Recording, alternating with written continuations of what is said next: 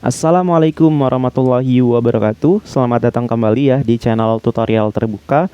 Pada playlist kali ini kita akan membahas kisi-kisi UTS Fisika Dasar 2B. Nah, di kisi-kisi ini itu ada 15 soal dengan waktu pengerjaannya itu 100 menit. Nah, artinya teman-teman harus mengerjakan satu soalnya itu sekitar 6 menit. Kemudian juga untuk soal-soalnya ini itu ada 3 tipe. Yang pertama ada yang tipe mudah, ada tipe sedang, dan ada tipe sulit. Kemudian untuk tipe mudah itu bobot poinnya 6, tipe sedang bobot poinnya itu 7, tipe sulit bobot poinnya 8. Selain itu juga teman-teman perlu perhatikan bahwa soalnya itu ada yang berupa pilihan berganda, ada juga yang berupa esai isian singkat, dan ada juga yang berupa esai.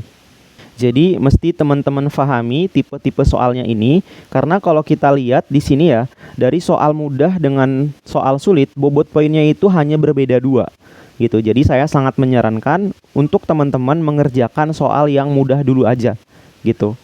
Nah, pada playlist kali ini kita akan membahas soal dari nomor 1 sampai dengan soal nomor 7 gitu. Nah, terus soal nomor 8 sampai 15-nya dibahas di mana, Bang? Soal nomor 8 sampai dengan soal nomor 15 itu akan kita bahas di live tutorial terbuka spesial Ramadan ini. Gitu ya. Jadi di live ini kita akan membahas tutorial UTS Fisika Dasar 2A dan 2B. Nah, kalau 2B itu dilaksanakan 22 Maret 2025 pada pukul 15.00 sampai dengan selesai. Lalu apa aja nih benefit yang bisa kalian dapatkan kalau kalian mengikuti live ini? Yang pertama, teman-teman akan mendapatkan simple konsep dan rumus. Yang kedua, teman-teman akan mendapatkan pembahasan kisi-kisi UTS secara lengkap. Yang ketiga, teman-teman akan mendapatkan bonus rekaman dan file oretan. Jadi silakan teman-teman daftar sekarang di sini karena ini itu kuotanya terbatas ya. Jadi silakan teman-teman daftar sebelum 21 Maret pukul 23:59 gitu. Nanti link pendaftarannya akan saya tuliskan juga di kolom komentar. Jadi saya harap teman-teman ikut join ya supaya memudahkan kita dalam berinteraksi tanya jawabnya. Kemudian sekarang kita lihat kisi-kisi UTS Fisika Dasar 2B. Jadi ini adalah kisi-kisi UTS Fisika Dasar 2B. Saya mendapatkan ini dari mahasiswa klaster B ya. Jadi di sini kalau kita lihat materinya itu dari minggu 1 sampai dengan minggu ke-6. Kemudian juga untuk tipe-tipe soalnya itu ada pilihan berganda dengan tipenya mudah. Kemudian juga ada soal yang esai dan tipenya itu sulit. Kemudian di sini juga kita diberikan bobot poin dari masing-masing soalnya. Terus juga di sini ada waktu pengerjaannya yaitu 100 menit.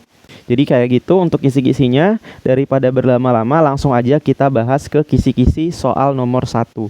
Oke, sekarang kita akan masuk ke kisi-kisi soal nomor 1. Soal nomor 1 ini untuk modulnya modul di minggu 1 dengan topik elektrostatika, hukum kolom, dan medan listrik.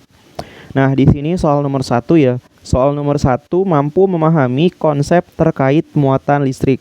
Soalnya ini itu pilihan berganda dengan tipenya itu mudah, bobotnya itu 6 poin. Nah, sekarang kita langsung aja masuk ke contoh soalnya. Nah, di sini ada soal nomor 1 tipe A, soal nomor 1 tipe B, dan sampai soal nomor 1 tipe C.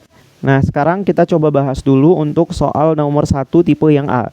Di sini soalnya suatu materi dikatakan memiliki muatan positif jika di sini suatu materi itu dikatakan memiliki muatan positif jika jumlah protonnya lebih banyak dibandingkan jumlah elektronnya. Gitu ya. Jadi suatu materi itu dikatakan memiliki muatan positif jika jumlah protonnya lebih banyak dibandingkan jumlah elektronnya. Sekarang kita masuk ke soal nomor 1 tipe yang B. Soalnya suatu benda dikatakan bermuatan negatif jika yang A kehilangan elektron, yang B kehilangan proton, yang C mendapatkan elektron, dan yang D mendapatkan neutron. Nah, di sini jawaban yang tepat itu adalah yang C. Gitu ya. Jadi di sini suatu benda gitu ya. Suatu benda nih, awalnya ini tuh netral nih, benda ini. Nah, karena benda ini itu mendapatkan elektron ya kan, mendapatkan elektron ke sini, jadi elektronnya itu menjadi lebih banyak.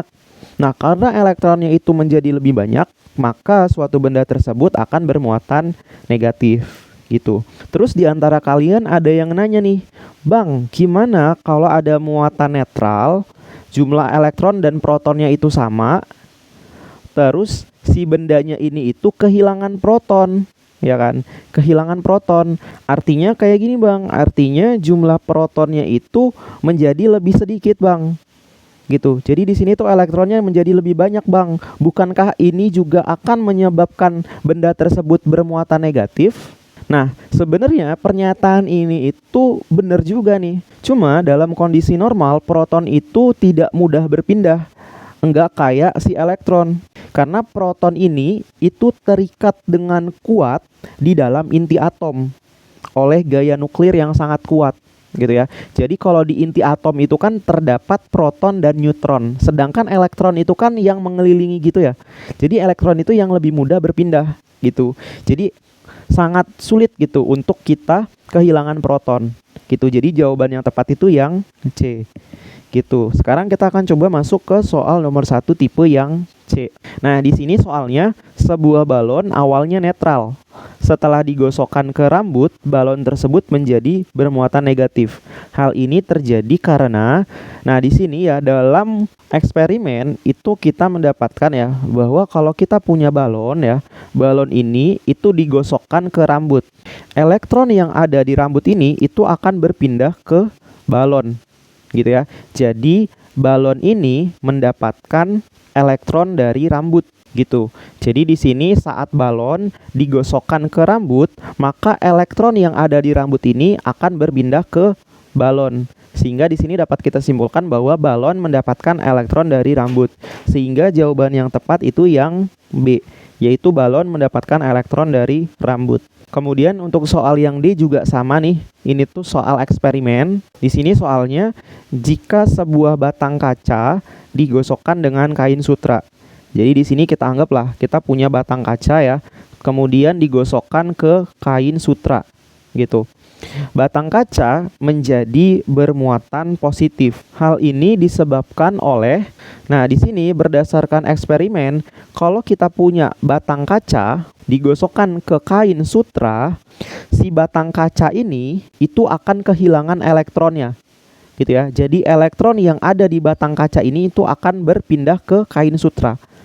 Gitu ya. Jadi elektron yang ada di batang kaca ini itu akan berpindah ke kain sutra. Gitu ya, sehingga kain sutra ini mendapatkan elektron dari batang kaca gitu ya. Jadi saya ulangi, kalau kita punya batang kaca yang digosokkan ke kain sutra, maka elektron yang ada pada batang kaca ini itu akan berpindah ke kain sutra, sehingga dapat kita simpulkan bahwa kain sutra ini itu mendapatkan elektron dari batang kaca. Jadi jawaban yang tepat itu yang B. Kayak gitu. Mungkin itu aja ya untuk pembahasan kita di soal nomor 1. Kalau teman-teman punya pertanyaan, bisa teman-teman tanyakan aja di kolom komentar. Pada video berikutnya kita akan membahas soal nomor 2. Saya tutup videonya. Wassalamualaikum warahmatullahi wabarakatuh.